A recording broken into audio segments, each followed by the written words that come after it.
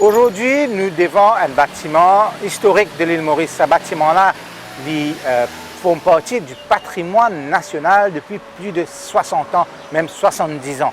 Alors, le bâtiment, c'est le Vagrants Depot que vous découvrez à travers l'émission. C'est quoi exactement? Mais aujourd'hui, nous pouvons concentrer sur un personnage de l'histoire de Maurice qui finit là pendant la période britannique et surtout pendant la période que finina ban travailleurs engagés de l'Inde et d'autres parts qui finissent dans Maurice. Alors, qui nous peut causer aujourd'hui? C'est Adolphe de Plevitz. Adolphe de Plevitz, c'est un Français qui finit de Maurice. Alors, il y a un Dimoun qui a un cachet un peu spécial parce qu'il est fini dès son jeune âge engagé avec l'armée britannique avant qu'il vienne de Maurice. Dans Maurice, il finit vini, il finit travailler dans le département des bois et forêts. Après quoi, il finit implanter. Après quoi, il finit engagé dans la lutte de travailleurs engagés pour qu'ils gagnent de meilleures conditions de travail. Donc, pour nous découvrir justement qui c'est ce personnage de l'histoire de Maurice, nous avons avec nous Alain Jeannot, comme toujours, passionné de l'histoire, que nous sommes capables de discuter un petit peu de ce personnage très important de l'histoire de Maurice. Donc Alain Jeannot, encore une fois, merci pour contribution dans l'émission Les Temps Longtemps et comment nous finissons annoncer un petit peu avant. Nous proposons un personnage très important de l'histoire de Maurice qui s'appelle Adolphe de Plevitz. Mais avant nous arrive Adolphe de Plevitz, c'est l'endroit-là qui s'appelle Vagrants Depot. Beaucoup de Mauriciens passent là, je trouve, mais je ne pas connais qui y était. Et si on comprend bien, quelque part, il y a une prison, ça. Absolument. Ça, l'endroit-là, eh ben, c'était l'endroit que tu fais Bandimoun qui t'est accusé de vagabondage. Plus que 60 000 travailleurs engagés indiens finissent pleurer ici dans cet endroit-là entre 1864 et 1884. Quand je suis enfermé ici, chacun a différent l'époque. Qui fait que tu peux fermer ici? Je ne peux pas comprendre parce qu'à l'époque, je peux travailler, j'étais dans un travail, j'étais dans un emploi. Qui n'arrive, qui fait son intérêt ici? Mais vous connaissez la loi. La loi, vagrantilo, vagabondage, comment dire, un travailleur engagé indien, il utilisait tout le temps paiement avec un ticket, comment dire, une carte d'identité. Ça, c'est un nouveau travailleur engagé indien. Assez, je suis rentré sous contrat, ce n'est pas 3 ans, et là, 5 ans. Mais quand le contrat finit, tellement, comment dire, je gagne un habit avec ce ban employé, qui ont envie, comment dire, après, voler des autres propres, leur travail pour eux, faire une petite plantation pour eux. À ce là ban qui choisit ça la voie là, appelle les autres ban all immigrants. All immigrants, ça, li soumis à une nouvelle loi. À partir de 1867, une nouvelle loi sortie, appelle Ordinance 31, ça, all immigrants là, li besoin non seulement un ticket qu'il y a à l'acheter, mais il besoin acheter une photo, lui mettre sa ticket là, sa carte d'identité là, tenir ou bien sa photo là coûte lui un livre sterling. Un paquet de la monnaie ça. Calculer ça à l'époque là, un travailleur engagé, un laboureur, paye 5 roupies par mois. Hein? J'ai payé un livre sterling pour mettre sa ticket là. Ça, première affaire ça. Deuxième affaire, c'est que là, longtemps, Maurice s'est divisé en 9 districts. Si ça, all immigrant là, tu peux rester dans le district X par exemple, pour les bouger, pour les aller vendre sur les légumes dans le district Y, mais il besoin à la station de la police, expliquer qui fait les pays bouger, et ben là, une dose, un passe qu'il y a pour lui, et il besoin capable d'expliquer qui il peut faire dans sa l'autre district là. S'il n'est pas capable d'expliquer, s'il n'a pas un passe, ou soit s'il y a un passe qui pas une dose, ou soit s'il y a un ticket qui peut une photo, ben là, trappe-li, ferme-li ici. Mais il donne l'idée des conditions dans lesquelles un travailleur engagé tu peux vivre. Et là, nous venons justement à Adolphe de Plevitz, il est né en France. Il finit la guerre, il finit engagé dans l'armée britannique. Après, il vient de Maurice. Alors, qu'est-ce qu'il vient faire dans Maurice? En fait, vous connaissez Adolphe de Plevitz, c'est un aventurier. C'est un jeunesse, c'est un aventurier. Il tient à appartenir à la petite noblesse. Mais il tient à l'esprit, comment dire, envie de découvrir. C'est l'époque qu'on peut découvrir un peu partout. Et c'est le moyen de découvrir, c'est des bateaux. Donc, il peut prendre bateau ES Penny. Le 14 août 1858, il atterrit ici Maurice. Le bateau arrive Maurice le 4 septembre 1858. Qui fait me rappeler ça date là parce que date mon anniversaire ça. Right? Sans trop connaître pour faire là. Il est engagé dans les bois et forêts. Et là, dans les bois et forêts, il rencontrait un propriétaire terrien qui appelle François Rivette, un nom qu'il bien connaît dans Maurice. C'est le fils de Anne Rivette. Donc, Anne Rivette lui-même, c'est un grand propriétaire. Hein? Il y en a plusieurs la terre dans le district Rivière du Rempart, dans le district Pamplemousse. Et lui-même, il y a une madame Bouton, illettrée, il ne pas qu'on lire, il ne pas qu'on écrire. Il appartenait à la classe des gens de couleur, c'est-à-dire métis noir avec français. Et donc, Anne Rivette, il fait un partage sur ce terrain et il tient 5 garçons et 15 filles, dont François Rivette est un fils. Et donc, Anne Rivette donne à François Rivette un héritage d'un terrain d'une superficie de 182 arpents qui couvrait la région qui nous appelle Nouvelle Découverte, Montagne Longue, etc. Et il peut planter ce terrain-là. Et étant donné qu'Adolphe de Plevitz, si dans les bois et forêts, il a fait connaissance avec François Rivette. Et là, un jour, il a trouvé ce Tiffy François Rivette, Amélie Rivette, une jolie Tiffy. Et il a Thomas Bourré tout de suite. Il fréquente un peu quelques mois et l'année après, en 1860, il est marié avec Amélie Rivette. Et là, il quitte bois et forêt, il commence à travailler pour son beau-père, il commence à planter lui-même, etc. Et nous avons ici la vie bien tranquille, avec ce petit madame, il commence 15 enfants, il gagne un premier petit fille, il appelle Adeline, il l'appelle Adelette. Et en tout, il finit gagne 5 filles avec un garçon. Et une fille là-dedans, il est décédé tout en étant enfant. Et c'est là qu'Adolphe de Plevitz, quand il peut louer certaines parties de la terre avec ce qui, comme on dit, all immigrants, il a arrivé à comprendre qui consistait persécution, là, péchibir. Et il n'est pas capable de ça. C'est pratiquement assoiffé de justice. Il n'est pas capable de ça. Et là, il réunit Banna, il fait une pétition contre tout ça manabu là. Ça manabu qui m'occupe Diaou, principalement la loi numéro 31 de 1867 là, y compris les autres abus, comme il y a un propriétaire qui pas tu peux payer les autres travailleurs. Il y a comme dire tu peux gagner même pâté l'établissement.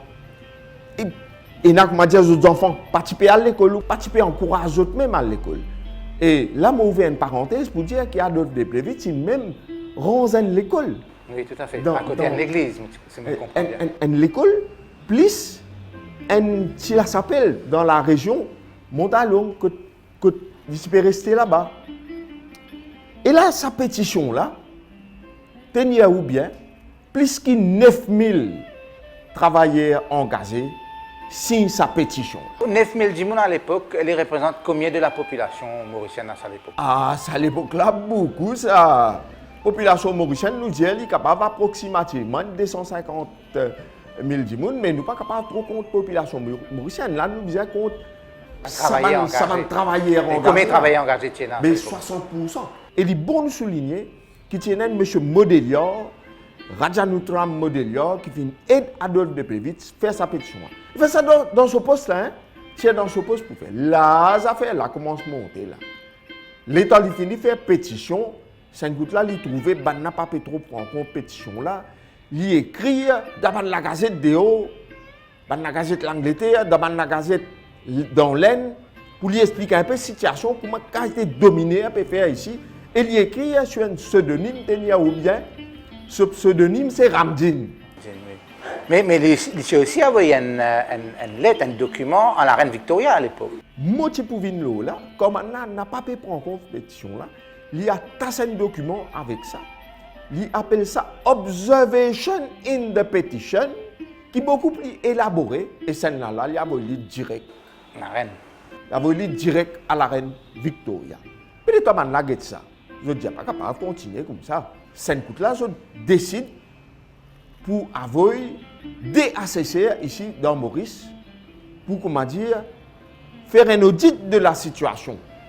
Je vais faire une commission royale qui appelle ça. Ban assesseur là, un là-dedans appelle Victor Williamson et un là-dedans appelle William Frère. Mais avant qu'il nous arrive dans sa stase, moi je suis content mettre tout dans le contexte qui compte c'est misère. Banane faire Adolphe Desplevitte. Justement, c'est un que moi je peux venir vers ça même, c'est que tout ce qu'il peut faire là, il ne peut pas plaire à tout le monde ça. Ah, écoute, ça plaît à tout le monde. Et où là, ban privilégié là, 950, 5 gouttes là, je fais pétition 5 gouttes là. 950 écrit une pétition gouverneur Diabizef exile sa bougla, bizarre mettre sa bougla dehors. Pas fini. Les gars battent tout. Les gars battent devant le théâtre municipal pour lui. Les gars battent avec un monsieur qui s'appelle Zil l'avocat. Ça m'a dit où comique ça. Zil l'avocat mange un bon coup de canne sur la tête. Casse sur la tête, hein. Casse sur la tête, un bon coup de canne sur la tête. Rincer si la police pas vient tirer, comment dire, il gagne là, hein. Mais les temps procès. Mais Zil l'avocat est un des meilleurs avocats dans Maurice pour défendre lui. Mais Adolphe Desplevitte, pas gagné aucun avocat. William Newton. Adolphe Desplevitte, je tout bat côté, personne par contre défendre Bougla. L'état magistrat prononce sentence. Zil l'avocat gagne pour payer une amende 25 livres sterling. T'as la moitié de où un peu? Hein? Qui sauve valeur. Bon, je dis, où une affaire, ça 25 livres sterling là. Ban a fait souscription en place, payer ça la maintenant, en place pour lui. Nous ça dans ma émission précédente, c'est le contexte de l'époque qui nous a mis en place. Parce qu'il ne faudrait pas nous mélanger les choses. Nous ne sommes pas capables d'amener aujourd'hui. C'était l'époque. C'était comme ça. Nous ne sommes pas capables vraiment d'un jugement sur ce qui peut passer nous-mêmes. Oui, mais nous devons dire la vérité, comment l'île déroulée, tout en mettant dans le contexte, je peux expliquer, manière pensée, pas pareil, right? Je paye ça là maintenant en place, non seulement ça, je prends ça canne qui Jules l'avocat a fini battre Adolphe Desplevitte ça, je te mets une petite décoration tout l'eau là, cadeau pour lui. Imagine un coup qui a été fait. Mais ça pas fin empêche Adolphe Desplevitte de continuer ça. Ah, oui, Bougla, il y a un taureau, quand il mettait là, il y a l'aime dans la ligne droite. La gazette dit son bien coulé. Vous imaginez une affaire à l'époque, la gazette qui se respecte, pratiquement, comment dire, il incite à la violence pour tout le Bougla.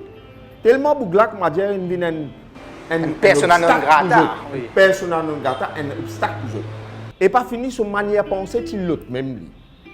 L'étant identifié pour lui, appelle mairie, il fait des Indiens témoins pour lui. Jamais pas existe ça. Quand tu trouves ça, un propriétaire français qui marié avec un genre de couleur, il prend des Indiens, un là-dedans appelle Rayunde Bendu et un là-dedans appelle Basgrit. Il fait 10 bouts de témoins quand ce petit mairie né. Tellement Bougla, comme dit, il peut y avoir cette discrimination là dans ce l'école dit tout. Mais là, la lutte continue pour lui. La lutte continue.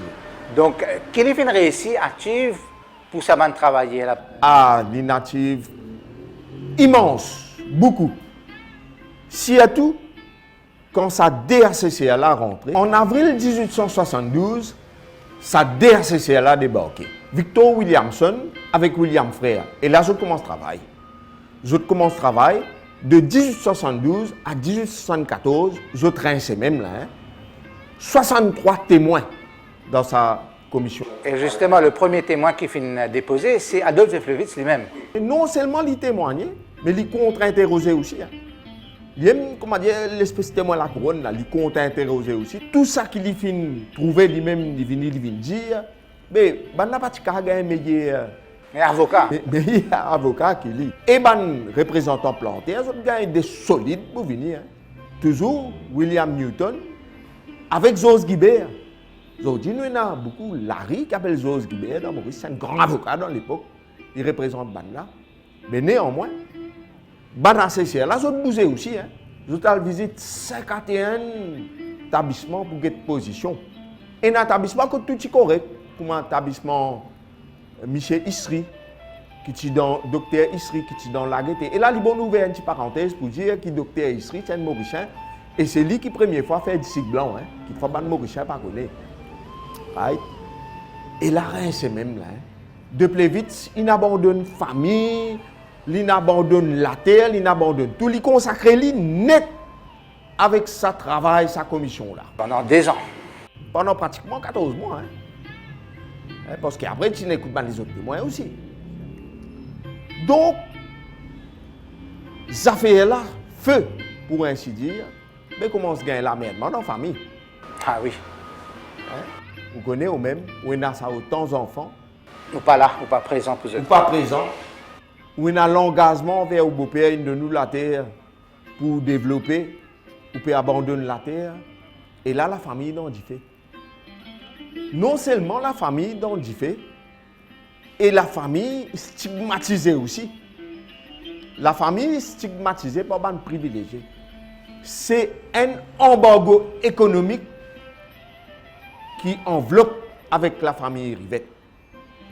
Si bien que François Rivette retrouve lui dans une situation quand il vend ce grand latéral qu'il tient à 180 ans par là, commence bout de bout, commence à vendre pour lui capable de vivre. Adolphe, lui, il peut consacrer lui net à la cause. Aster arrive en 1774-75, un cyclone vient pour ajouter tout ça là. Grâce à tout ce qui est, non? Grâce à tout ce qui est là. Difficultés partout, la sécheresse, maladie, c'est même l'époque quand il y a malaria, quand il y a tout ça, ces affaires-là. Finalement, l'homme François Rivette dit comme ça, Adolphe, je suis bien content de toi. Mais seulement, comment dire, pour nos familles capables négocier sa période difficile là, nous négocier sa période difficile là, eh bien, tu as besoin d'exiler. Là, tu as besoin de quitter le pays pour ainsi dire. Là, Adolphe de Plevitz quitte le pays, elle travaille Fidji, il monte Lohenborg avec ce garçon Richard, Lohenborg qui appelle la Capella. Et là, il bon nous revient vers l'histoire, toujours attaché à la canne à sucre.